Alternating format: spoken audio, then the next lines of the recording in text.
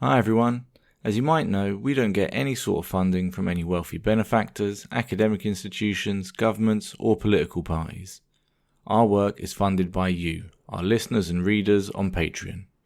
In return, our supporters on Patreon get access to exclusive content and benefits like ad-free episodes, bonus podcast episodes, and 2 exclusive Patreon-only podcast series, Fireside Chats and Radical Reads.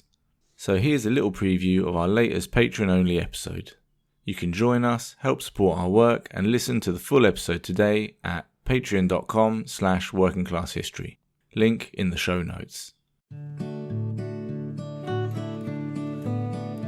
As we come marching, marching in the beauty of the day, 1,000,000 darkened kitchens, 1,000 mill lofts grey are brightened by the beauty sun discloses, and the people here are singing bread and roses, bread and roses. The context in which the military dictatorship begins in Argentina, the official story, so to speak, was it was an unfortunate necessity due to the armed struggle and the Marxist subversion or attempts at Marxist subversion of the country.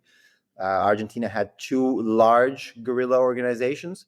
One was the Montoneros, which I think we already discussed, Peronismo, previously, but they were essentially a left-wing oriented Peronist organization, which saw Peronismo as the Argentine people's vehicle towards socialism. I'm just a messenger here. Don't judge me. I tend to not agree, but that was their perspective.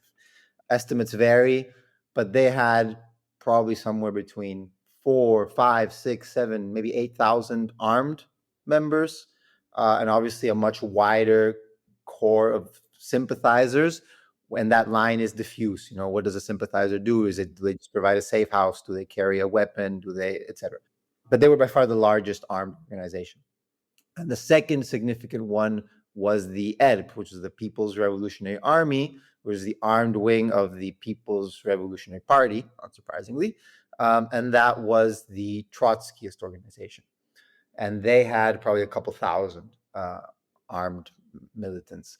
There's been this battle for the memory of those times and the discourse and the narrative around them, because one of the military and the Argentine right wing says, evil, violent communists, there was a war, they lost, that's all that happened.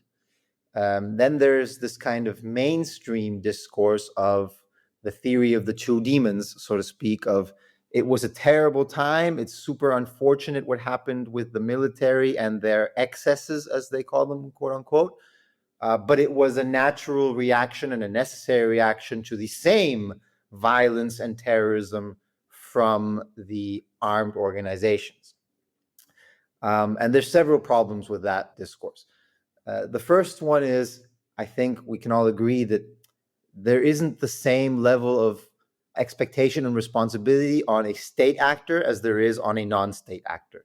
So, if I were to put myself in the position of a person who respects and appreciates and values bourgeois representative democracy, I would say, yeah, okay, I'm sure they maybe did very illegal things. They should be arrested, tried, and imprisoned. Whereas instead, they were captured, disappeared, tortured. But so as the Kirchnerismo, this kind of center-left politics, which included actually a lot of people who were in the Montoneros kind of circles in the 70s, came to power in the 2000s, there was this reframing, so to speak, of the historical memory away from the theory of the 2 demons, which is positive, but it became very much these poor victims of the military, which is something we too would reject. And we had a slogan that would be spray painted on the commemorative marches every 24th of March, which is the date of the military uprising, which was neither victims nor victimaries, combatants. To kind of revindicate, I don't know if revindicate is the right word in English, but to hold up this idea that, yes, they fell, yes, war crimes were committed against them. The Argentine state literally developed an entire network of clandestine concentration camps with the sole purpose of torturing and disappearing not just armed militants, but anybody who could in any way, shape, or form be associated with them. These were people who took a dignified, ideologically sound in their minds, not necessarily the right decision, so to speak, a decision to take up arms against the state of Argentina and for socialism and revolution. And we defend that memory as well. Just a quick note to say that Thomas actually misspoke here when he translated the slogan for commemorating those killed by the military. What he meant to say, which he also wrote in his book, was neither victims nor forgotten, combatants. I want to take one step back again, though. The discourse of the military dictatorship was needed to stop the guerrilla warfare is also incorrect, because they were largely defeated by December of 75, and the dictatorship doesn't start until March of 76. They were militarily defeated, and there's a lot of good reasons for that. We won't go into them now, but they were infiltrated every which way.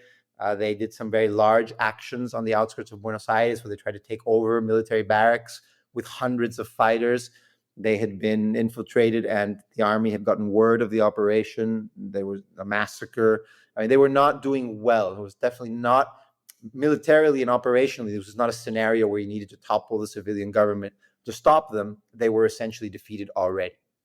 So that's what we say. This is also relevant today because the military dictatorship had the main function not of squashing the guerrilla, although of course it ended up doing that as well, but of suppressing and murdering any voices of dissent that would stand in the way of the neoliberal program that the military brought under its wing, which is why I write that, the ultra-liberal reforms always come hand in hand with waves of repression, because they generate obviously waves of discontent, that ebb and flow as things do, but tend to eventually grow as the neoliberal program deepens and the crisis that it brings with it deepens. As we come marching, marching in the beauty of the day. That brings us to the end of this episode preview. To listen to the full thing and help support our work researching and promoting people's history, join us on Patreon at patreon.com/workingclasshistory. Link in the show notes.